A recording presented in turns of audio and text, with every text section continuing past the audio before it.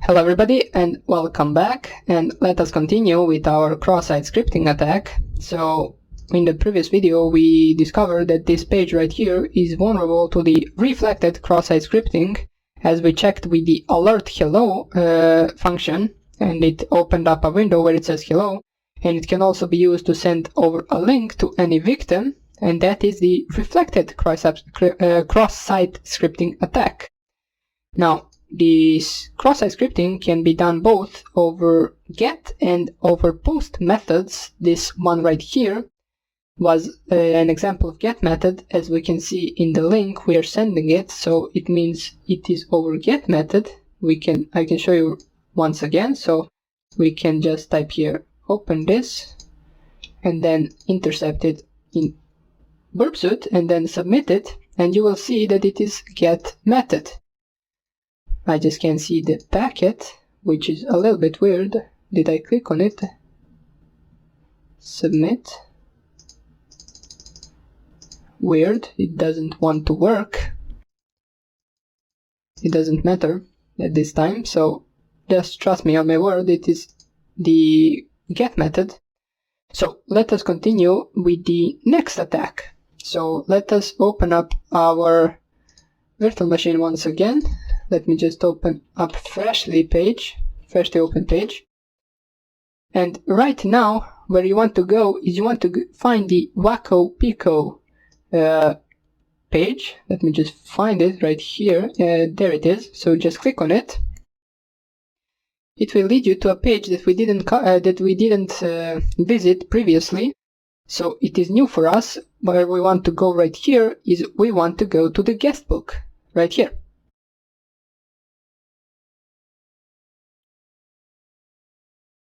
It is just taking a little bit to load up, and as you can see right here, it loaded the hello window screen for me. Now for you it will not load that, since I already tested some of the commands on this website and on this certain page, guestbook page, and every time now that I visit this, it will prompt me with the hello screen. What that means, basically, it means that this is the example of a stored cross-site scripting attack. Why is it stored? Well, basically, anyone who anywhere visits this page will get that window shown. And in the previous attack, you would have to send that over a link in order for that window to show. Since this is a reflected cross-site scripting attack, this is a more dangerous version of the cross-site scripting, and it will save the part of the code on the website, and it will show it to anyone who visits this page. So basically what I did here is XSS test, and I type here script, and then the same script that we used in the previous video, so hello, or we can just type here something else, let's say capital hello, and see if it runs that as well, and then we close this script, and if we submit it, you can see that it prints out with big letters hello. Now, you do not have to send any link to the victim. Basically, what the victim has to do is just open up the page by themselves without any fishy link or anything like that, and they will also get prompted with both of those screens. So let us just check out, and let us pretend that we are victim from a different browser and different PC. And we click right here on guestbook, and we can see we get the hello right here. And that's why this is dangerous, or more dangerous than the previous attack. We also see that it prints out the previous hello, which I also did before I started recording this video. But surely we can do something better than just prompting the hello window to anyone visiting this website. So what we can do, for example, is we can steal cookies from anyone who comes to this page, and we can perform the session hijacking with those cookies. Now, it is a different type of script, so what you would want to do right here is basically type here, so we can name this anything we want, it doesn't really matter, and what we want to do is script. Then what we want to close this and document.write, Now what I'm writing right here is basically just a simple JavaScript code. The same thing that I said for the SQL. If you want to learn more about it, you should search it online and look some of the tutorials about JavaScript code. This is just a simple one-line code or two-line code that we type right here in order to gather cookies. There are a bunch of other options that you can do with cross-site scripting, but we will not cover it in great details. We'll only cover some of them, so this is one of them, and let us just type it right here. Image source equals. Now, what am I typing right here is basically, now I want to specify the website to where the cookies will be sent once a certain victim visits the page. So what you want to type right here is any website that you, if for example, own or something like that, and there you will receive the cookies of the victims. Now, we can simply just use a Python server. Let me just close this. But it sometimes doesn't work, not really sure why, but we can try it right now. So what you want to type right here is, if I remember correctly, it is Python -m for the module and then HTTP server, which means that we will start a simple Python HTTP server, and then we need to specify the port on which we want to start the server on. So let us just do port 7777, and for some reason this doesn't work. Let me just try a different port. 8888. No, it does not work.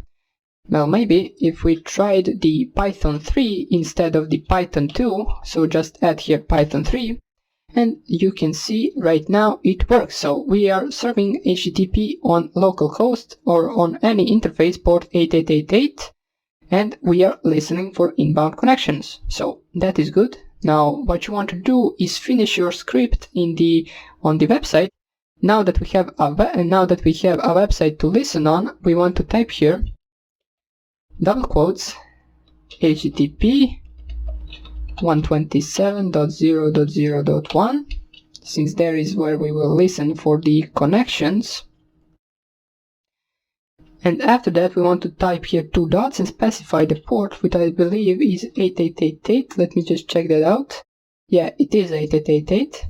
So once we do that, what we want to do next is, let us just go into the next line with this command. So just type here slash right here, apostrophe plus, then document dot cookie. So we are gathering the cookie, and then plus, and then apostrophe, and then double quote. We want to add the closing sign of this arrow, and then we want to add another quote and close the parentheses. And then type here the script as the script is ending right here. So once we do that, we have our full script written right here, and all we have to do is basically just click here on submit. Now, why is this? Allow dialogues from help to make to the tab. Okay, we don't need this page anymore, so let us submit the script that we have just written in order to gather our cookies. And since we are loading the page again, we get these 2 boxes that prompted with hello. You should get them too if you already typed the alert function as we did before. Now let me just check something right here. We didn't receive anything yet. So if we, for example, pretend that we are victim and we visit that website through a link or through our own web browser, and we go to the here and we go guest book, let me see if we got any cookie saved. Okay, so we loaded the page and it doesn't seem that it worked right now. As I said, sometimes it works and sometimes it doesn't, not really sure why.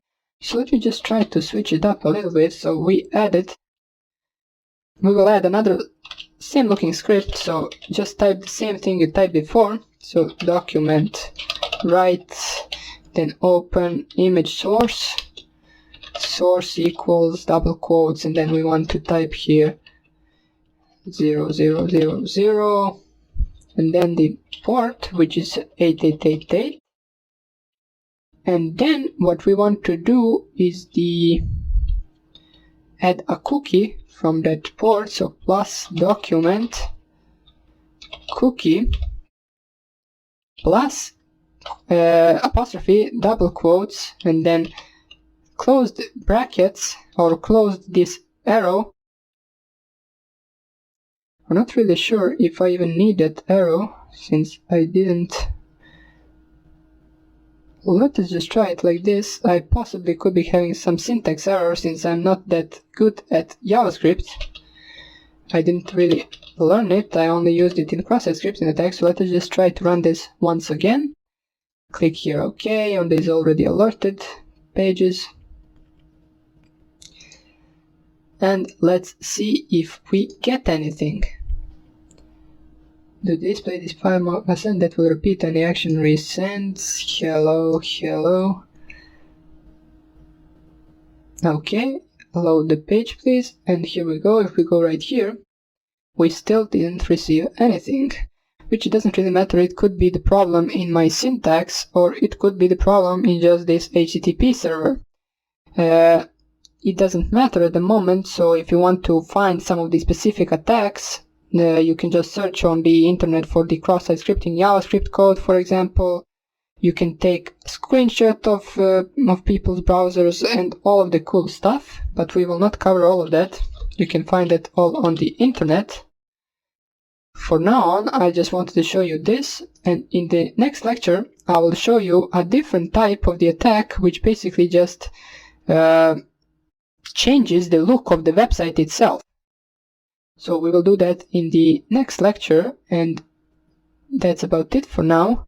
I will see you in the next lecture, and take care. Bye.